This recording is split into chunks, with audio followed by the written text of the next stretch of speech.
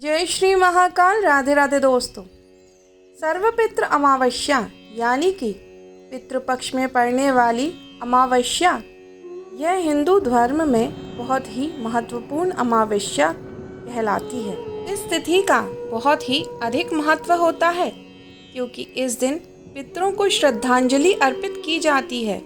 यह तिथि हर वर्ष अश्विन मास के कृष्ण पक्ष की अमावस्या को मनाई जाती है। इस दिन उन सभी पितरों के लिए पिंडदान या तर्पण किया जाता है जिनकी मृत्यु की तिथि ज्ञात नहीं है या जिनका श्राद्ध किसी कारणवश पहले नहीं किया जा सका है। इसलिए इसे सभी पितरों की अमावस्या के रूप में जाना जाता है। इस वर्ष की सर्वपितृ अमावस्या विशेष रूप से महत्वपूर्ण है क्योंकि इस दिन वर्ष का अंतिम और दूसरा सूर्य ग्रहण भी होगा। ऐसे में क्या इस दिन श्राद्ध करना शुभ रहेगा? चलिए जानते हैं। पितृपक्ष का समापन सर्वपितृ अमावस्या के साथ ही होता है। इस दिन पितरों का तर्पण, श्राद्ध तिथि और पिंडदान करने की विधि की जाती है। इस दिन किया गया कोई भी उपाय प्रभावशाली माना जाता है।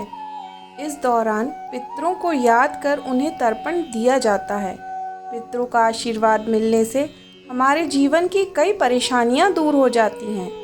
पंचांग के अनुसार इस साल सर्वपितृ अमावस्या तिथि 1 अक्टूबर को रात 9:40 से प्रारंभ हो रही है और 2 अक्टूबर को दोपहर 2:19 तक रहेगी।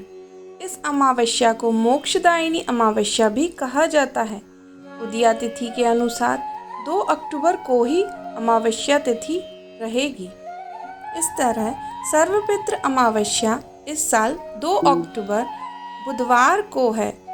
इस दिन ज़्यादातर लोग अपने पितरों का तर्पण करेंगे। गरुड़ पुराण के सहित कई पुराणों में बताया गया है कि पितरों का श्राद्ध करने से पितरों की आत्मा को शांति मिलती है।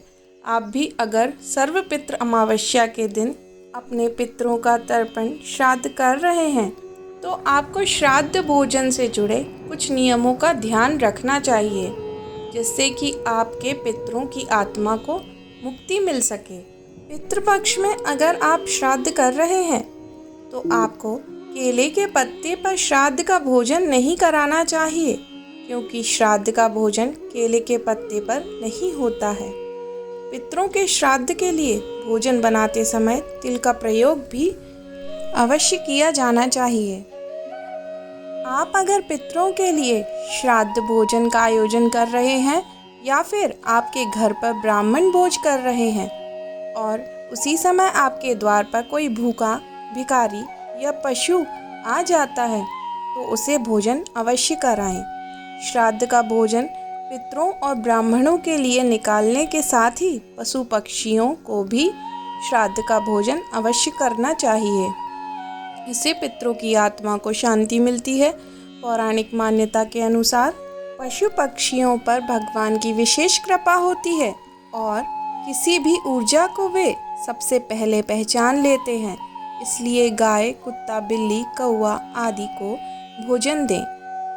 पितरों की आत्मा की शांति के लिए बहुत ज़रूरी है कि आप अपने पितरों का श्राद्ध सुबह या दोपहर के समय ही करें। श्राद्ध का भोजन कभी भी शाम को और रात्रि के समय नहीं कराना चाहिए। मान्यता है कि शाम और रात्रि के समय भटकती अतृप्त आत्माएं विचरण करती हैं। इसलिए शाम और रात्रि के समय श्राद्ध भोजन कराना शुभ नहीं माना जाता है।